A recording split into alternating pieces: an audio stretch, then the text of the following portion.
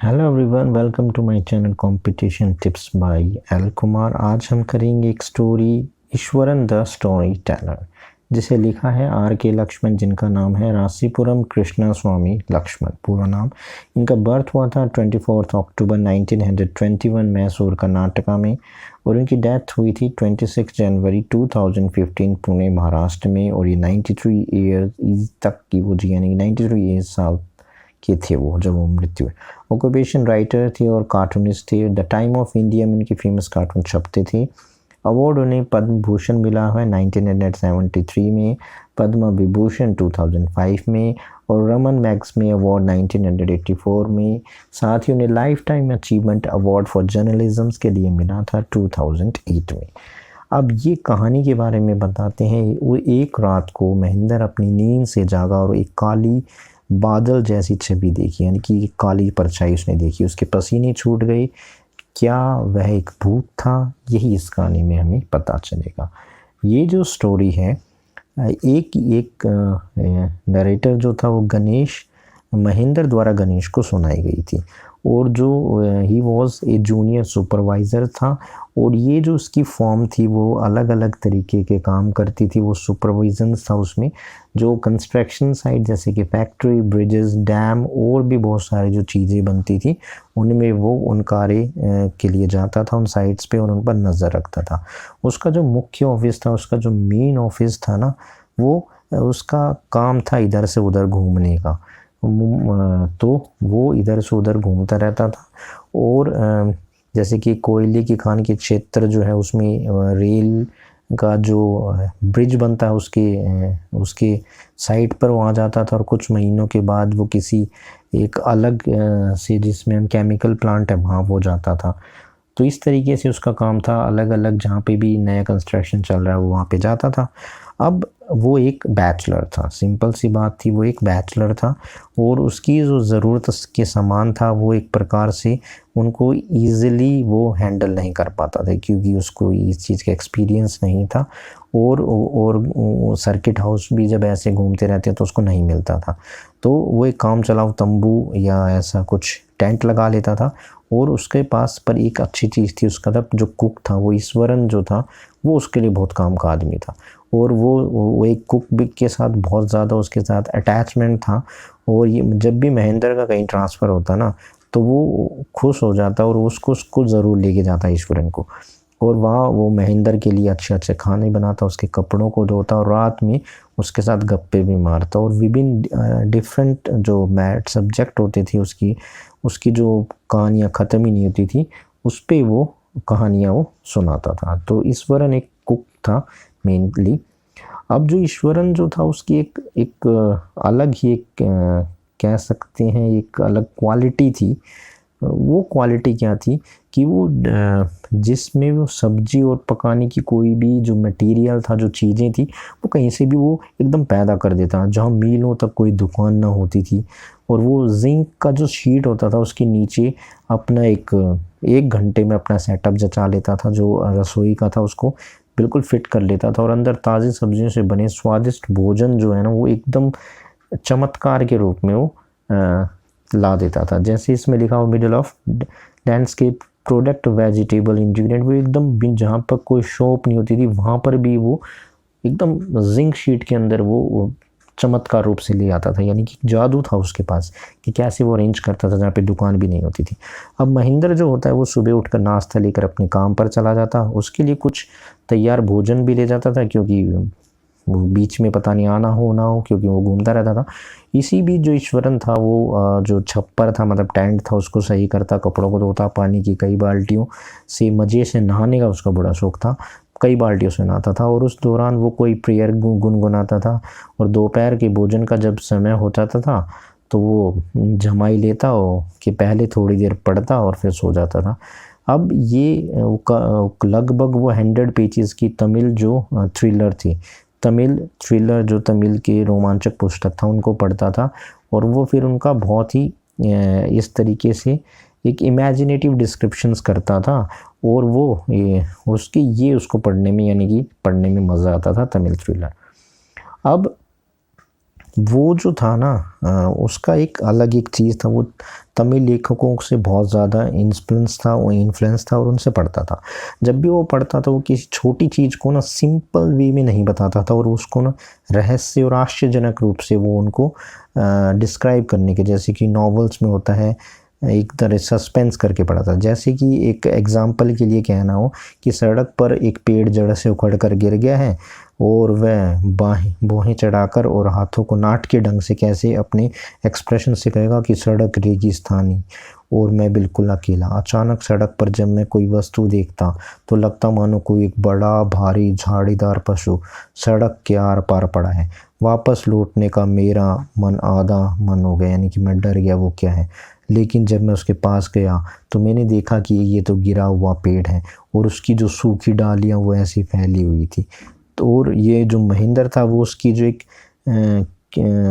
जो किरमिच बोलते हैं मोस्टली, जो कैनवस की होती है कुर्सी, उस पे बैठा होता है और उसको ये कहानियाँ सुनने में, अपना टाइम पास करने में महेंद्र को बड़ा मज़ा आता था।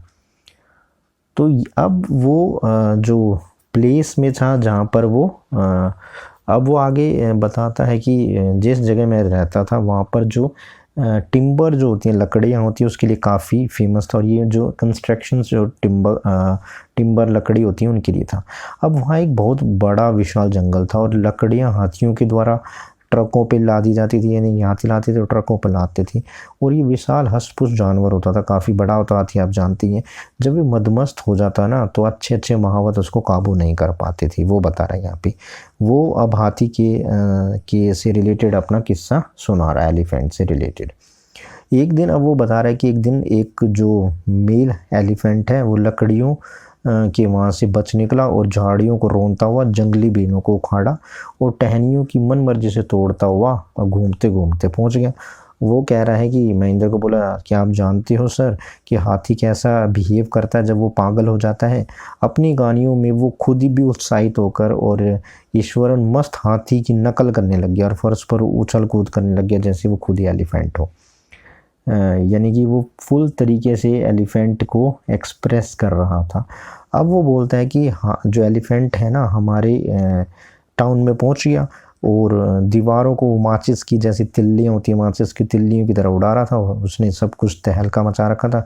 वो मेन रोड पर आया, उसने फ्रूट्स की दुकान, मिट्टी के बर्तन और दुकानों और कपड़ों की दुकान सभी को तहस नहस कर दिया। सबको मतलब इतना मदमस्त हो चुका था वो, गुस्से में लोग घबरा कर इधर उधर भाग रहे थे। अब हाथी ईंट की दीवार से होकर स्कूल के मैदान पर जा पहुंचे, स्कूल के अंदर घुस के अब वहाँ बच्चे खेल रहे थे और बच्चों ने जैसे ही देखा वो अपने क्लासरूम में घुस गए और उन्होंने दरवाज़ा टाइट बंद कर लिया। हाथी भी चिंगाड़ रहा था। फुटबॉल के गोल पोस्ट को खींचता हुआ वॉलीबॉल के नेट को उसने उखाड़ दिया और पानी का ड्रम उठाकर उसने उसको कुचल दिया और उसको चपटा कर दिया। अब सभी जो थे वो झाड़ियों में क्या थे, झाड़ियों में जो झाड़ियाँ वहाँ थी उसको भी उखाड़ दिया, यानी पेड़ थे उनको भी सबको उखाड़ दिया। मतलब पूरे जो ग्राउंड था उसको उसने तहस नहस कर दिया और खूब उसने तबाही वहाँ पे मचा दी। तो इसी बीच जो सभी जो टीचर थे वो स्कूल की छत पर चढ़े हुए थे, वहाँ से ईजिली वो देख सकते थे कि हाथी क्या कर रहा है। वहाँ वे बेबस होकर हाथी की विनाश लीला देख रहे थे। मैदान के नीचे एक व्यक्ति भी नहीं था, यानी कि एक आदमी भी मैदान में नहीं था और सब खाली था। गलियाँ ऐसे खाली पड़ी थी जैसे पूरे टाउन में को कुछ सारे जो आदमी हैं वो कहीं गायब हो गए हैं, कहीं छुप गए हैं। स्ट्रीट बिल्कुल खाली पड़ी थी।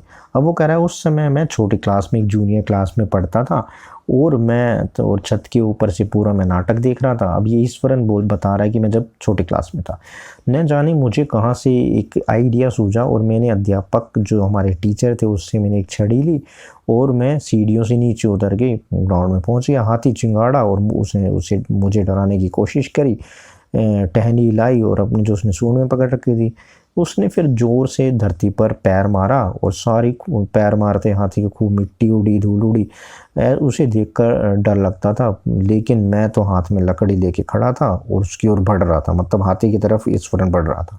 लोग आसपास के घरों के ऊपर से ये नज़ारा देख रहे थे, भाई ये क्या कर रहा है, एक छोटा बच्चा तो पागल हो रहा है।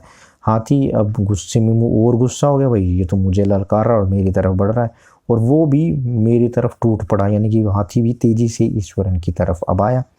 अब मैं अपनी सूंड उठाकर जोर से चिंगाड़ा कि भाई इससे भी डर जाए। अब लगा कि उसने क्या करा, ईश्वरन कह रहा है उसने अपनी पूरी शक्ति को जुटाई, अपनी पूरी पावर को जुटाया और हाथी के कौन से नाखून पे डंडा मारा उसने, तीसरे नाखून पे, थर्ड टॉन नेल पर उसने उसमें ज़ोर से एक डंडा मारा।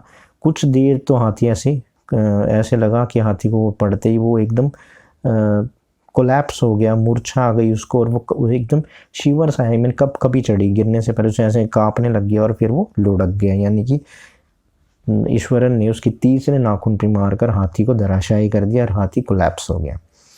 अब यहाँ पहुंचकर ईश्वर को कहानी को अधूरा छोड़कर गुनगुनाता हुआ कहता है, यानी कि उसकी ये कला और थी कि वो कहानी को बीच में छोड़ देता, सस्पेंस बरकरार रखता था ताकि अगले दिन महेंद्र उससे सुनेगी। इसको सस्पेंस रखना बड़ा मज़ा आता था। सॉरी। फिर वो कहानी छोड़कर गुनगुना रहा है, मैं गैस जलाकर और शाम का खाना गरम करके अभी आता हूँ। अब महेंद्र को जो कहानी सुन रहा था तो उसको वो अधूरी रह गई, तो उसने लौटा तो उसने कहा तो कहानी तो सुना उसने, लेकिन नहीं सुनाई उसने। तो वो कहता है, फिर ईश्वरन थोड़ा सा कहने पर सुनाता है, हाँ मैंने ना हाथी का जो ट्रीटमेंट, एक पशु जो डॉक्टर होता है, मतलब वेटरनरी डॉक्टर्स होते हैं, उसको बुलाया गया 2 दिन बाद। मतलब वो कह रहा है कि इतना मैंने ख़तरनाक उसको चोट पहुंचाई कि वेटरनरी डॉक्टर को बुलाया गया और 2 दिन लग गए। 2 दिन बाद वो जो उसका मावत था, जो उसका टीचर था, ट्रेनर था उस हाथी का, वो उसे जंगल में ले गया। यानी कि 2 डेज लगे। तो वो कहता है कि अच्छा तुमने उसे हाथी को भाई ऐसे कैसे मैनेज करा, तुमने उसे कैसे गिरा दिया, ये तो बताओ मुझे। तो वो कहता है कि ये तो एक जापानीज़ आर्ट है, एक जापानीज़ कला है जिसको कराटे जियुत्सु भी बोलते हैं। ये मैंने इसके बारे में कहीं पढ़ा था और तुम जानते हो कि ये एक नर्वस सिस्टम से रिलेटेड होता है और मैंने उसकी नर्वस सिस्टम्स को पैरालाइज कर दिया था जब मैंने उसकी जापानीज़ आर्ट कराटे और जित्सु से मैंने उसके तीसरे नाखून पर प्रहार किया था, उसको मारा था। अब कोई भी ऐसा दिन नहीं जाता था जिस दिन ईश्वरन कोई ऐसी इंटरेस्टिंग कहानी ने सुनाई, चाहे कोई उस पे विश्वास करे या ना करे। महेंद्र को तो कहानी सुनाने में बहुत मज़ा आता था, महेंद्र को कहानी सुनने में काफ़ी मज़ा आता था और ईश्वरन को सुनाने का ढंग काफ़ी अजीब था। मतलब पूरी एक्सप्रेशन से, पूरे हाव भाव से वो खो के कहानियाँ सुनाता था। ईश्वरन के कारण कभी भी महेंद्र को अपने कमरे के लिए टीवी की ज़रूरत महसूस नहीं हुई। यानी कि इतना एंटरटेनमेंट करता था ईश्वरन महेंद्र के लिए कि उसे टीवी की कभी ज़रूरत महसूस नहीं हुई। एक दिन क्या हुआ, एक सुबह जब महेंद्र अपना ब्रेकफास्ट कर रहा था तो ईश्वरन ने पूछा, श्रीमान यानी कि सर, क्या आज रात शाम भोजन में कोई स्पेशल चीज़ बनानी है? आज का दिन बहुत शुभ है और परंपरा के अनुसार आज हमें अपने पूर्वजों की आत्मा को तृप्त करने के लिए स्वादिष्ट पकवान तो बनाना ही चाहिए, कुछ स्पेशल खाना बनाना चाहिए, हमें अपने पूर्वजों को याद करना। उस रात महेंद्र ने बहुत ही स्पेशल्स, एक डिलीशियस व्यंजन्स या खाना का मज़ा लिया। ईश्वरन की जो खाने की जो आर्ट थी उसकी बहुत उसने प्रशंसा करी, उसको काफ़ी ब्लेसेस दी और वह ईश्वरन जब बहुत खुशी उसको महसूस हुआ, लेकिन अचानक उसने भूत प्रेत की कहानी सुनानी शुरू कर दी। यानी कि भूतों की कहानी उसने स्टार्ट कर दी। अब उसने कहा, सर क्या आप जानते हैं ये फैक्ट्री जो है ना, इसका जो पूरा लैंड है वो शमशान भूमि है, मतलब ब्यूरियल ग्राउंड है ये। और फिर महेंद्र जो था वो संतोषजनक, मतलब ईजिली भोजन कर रहा था। उसको एक झटका सा, ऐसे ख्वाब में था, ऐसे झटका लगा, ये क्या कहना है कि भाई ये फैक्ट्री जो है शमशान भूमि पे बनी हुई है। वो कहता है, मैं तो उसी दिन से ये जानता था जब मैंने रास्ते में बड़ी हुई खोपड़ी और हड्डियाँ मिली, फिर भी अभी मुझे बहुत सी खोपड़ियाँ हड्डियाँ मिली हैं। ईश्वरन ने ये कहना जारी रखा, यानी ह्यूमन स्कल वहाँ पर मिले हैं। वो कहता है कि मुझे तो अब भी मिल रहे हैं, काफ़ी दिनों से मुझे ही मिल रहे हैं। कि फिर उसने कहना अपना जारी रखा कि उसने सुनाना जारी रखा कि महेंद्र को बता रहा है। उसने कहा कि मुझे कभी कभी रात में कैसा भूत दिखाई देता है सर, मैंने इन चीज़ों को आसानी से, मैं डरता नहीं हूँ, मैं एक बहादुर व्यक्ति हूँ, लेकिन एक लेडी है और वो जो भूत बहुत ही डरावनी है और ये कब आती है, पूर्णिमा की आधी रात को आती है, यानी कि midnight during the full moon को ये घोस्ट वूमेन आती है। और वो एक क्रूर प्राणी, मतलब इतनी अगली क्रिएचर्स हैं और उसके जो उलझे बाल हैं और चेहरों पे जो झुर्रियाँ पड़ी हुई और कंकाल की तरह है और अपने हाथ में एक भूण ली हुई, यानी कि एक holding A foetus in its arm, यानी कि एक जो मरा हुआ बच्चे को वो लेके घूम रही है वो लेडी। इस तरीके से मतलब वो घोस्ट वूमेन है और वो आधी रात में आती है फुल मून में, जब यानी कि फुल मून का मतलब है जब पूर्णिमा की रात होती है तभी आती है। अब महेंद्र ये सुनकर काँप गया, उसको भाई ये क्या हो गया, एकदम वो आवेग में आ गया। तो उसने कहा कि तुम पागल हो ईश्वरन, प्रेत या आत्मा नाम की कोई चीज़ नहीं होती है, तुम अपनी जो इमेजिनेशन है ना उसी पर करो, मुझे लग रहा है तुम्हारा जो डाइजेशन सिस्टम है ना उसको ठीक करो, और शायद तुम्हारे दिमाग को भी ज़रूरत है ठीक करने की, तुम बकवास कर रहे हो। मैं सोने के लिए रात को अपने ये कह के अपने कमरे में चला गया आराम करने के लिए। ईश्वरन 2-3 दिन तक परेशान रहेगा ऐसे उसने को सोचा था कि उसने ये चीज़ें उसको कही थी कि तुम भूत वूत कुछ नहीं होता, तो वो सोचा कि ईश्वरन तो इस चीज़ में 2-3 दिन परेशान रहेगा। लेकिन अगली सुबह जो कुक था वो उतना ही खुश था, उतना ही बातूनी था, उसको कोई फ़र्क पड़ा ही नहीं, वो तो ऐसे ही था टॉकिंग नॉनसेंस कर रहा था। अब क्या हुआ, तो उस दिन महेंद्र ने सोते हुए कुछ उसे बेचैनी, क्योंकि उसके दिमाग में घर कर गया कि भाई ईश्वरन ने कहा है कि भूत वूत हैं, तो वो हर रात को अपने बिस्तर के समीप वाली खिड़की से बाहर अंधेरे में झांकता था और कि आसपास कोई छाया तो नहीं घूम रही, परंतु उसे अंधेरा ही अंधेरा दिखाई देता था और मीलों दूर फैक्ट्रियों की जो टिमटिमाती रोशनी थी, काफ़ी दूर थी फैक्ट्रियाँ, तो वो दिखती थी उसे। और उस दिन क्या था, पूर्णिमा की रात में चांदनी जो था वो खुला दूर तक दिखता था, तो पूरा सफ़ेद सफ़ेद दिखता था, बहुत ही ब्यूटीफुल लगता है। जब पहले आप छोटे बच्चे होंगे या गांव में होगा तो वो दूर तक कितनी चांदनी रात में दिखता है, तो वैसा ही दिखा था। लेकिन ईश्वरन की उस रात की जो एक लेडी की कहानी सुनाई थी घोस्ट की, और जो पूर्णिमा की रात भी थी, तो वो खिड़की से बाहर झांकने की वो कोशिश भी नहीं कर पाया। वो डर गया कि भाई मैं कैसे देखूं, फीमेल घोस्ट थी। और फिर नाइट आई, वो रात आई और उसने खिड़की के समीप किसी के रोने की आवाज़ सुनकर उसकी नींद खुल गई। उसने पहले तो सोचा कोई कैट होगी जो खिड़की के पास बैठी होगी या कोई चूहे के लिए जंप कर रही होगी। कैट लो माउंट क्लोज टू विंडो, और कैट बैठी होगी माइस चूहे के लिए। लेकिन जो वो रोने की आवाज़ थी वो बिल्ली से नहीं आ रही थी, उससे साफ पता चल रहा था कि ये किसी आदमी या किसी मानव की ही है और ये बिल्ली की नहीं हो सकती। उसने बाहर देखने की कुछ क्यूरियोसिटी उसने देखा, परंतु उसे लेकिन डर लग रहा था कि कहीं ऐसा ना हो कि कोई छाया उसे जकड़ ले, उसे पकड़ ले, उसके दिल की धड़कन बंद हो जाए, ऐसा ना हो कि वो डर के इतना हो जाए कि उसका हार्ट अटैक ही हो जाए और वो हार्ट ही रुक जाए। लेकिन जो आवाज़ थी वो ऊंची होती गई और स्पष्ट रूप से बिल्ली को तो थी नहीं, तो उसने अपनी क्यूरियोसिटी को वो रोक नहीं सका। अब भाई महेंद्र को देखना ही था। खिड़की के वो पास विंडो के पास आया, उसने वहाँ पर बैठा, बाहर चांदनी रात में झाँका तो थोड़ी दूर पर एक छाया गठरी सी उठाई हुई थी, यानी कि एक छाया उसे दिखी जो कुछ लिए हुई थी, कि कुछ उठाए हुए थी। और धीरे धीरे जब वो तो उसने जब देखा वो गठरी उठाए हुए है, तो महेंद्र को अब ठंडा पसीना आ गया। हाँफते हुए वह अपने तकिए पर जा गिरा। धीरे धीरे जब वह भयानक दृश्य जो था, उसका जो व्यू था, उसके प्रभाव से उभरा, तो उसके मन को समझाया कि वह उसके मन का भ्रम ही है, उसे ऐसा कुछ नहीं हुआ। नहीं तो वो काफ़ी डर गया था कि भाई ये क्या चीज़ है, पिलो पे गिर गया हो गया। लेकिन धीरे धीरे उसने अपने आप को नॉर्मल करा, उस चीज़ से उसने भी देख लिया था भूत। अब क्या हुआ, सवेरे जब मॉर्निंग में हुआ, उसने उठा, नहाया और नाश्ता करके अपने कमरे से बाहर आया, तो रात वाली जो भयानक घटना थी उसके मन से निकल चुकी थी। उसने अपने आप को समझा लिया था, नहीं कुछ नहीं है, मैंने कुछ नहीं देखा, कोई भूत वूत नहीं है। अब ईश्वर ने दरवाजे पर उसको मिला कि जब वो जाने लगा तो दोपहर का उसे खाना पकड़ा दिया, एक पैकेट दे दिया और थैला जमा दिया कि ये आपका खाना है। और महेंद्र ईश्वरन की ओर बढ़ा तो वह हंसा और बोला, सर, जब मैंने आपको उस भूतनी औरत के बारे में जो बात कही थी ना, जो हाथ में एक बच्चे को लिए घूम रही है, तो आपने बहुत मुझ पर गुस्सा करा था और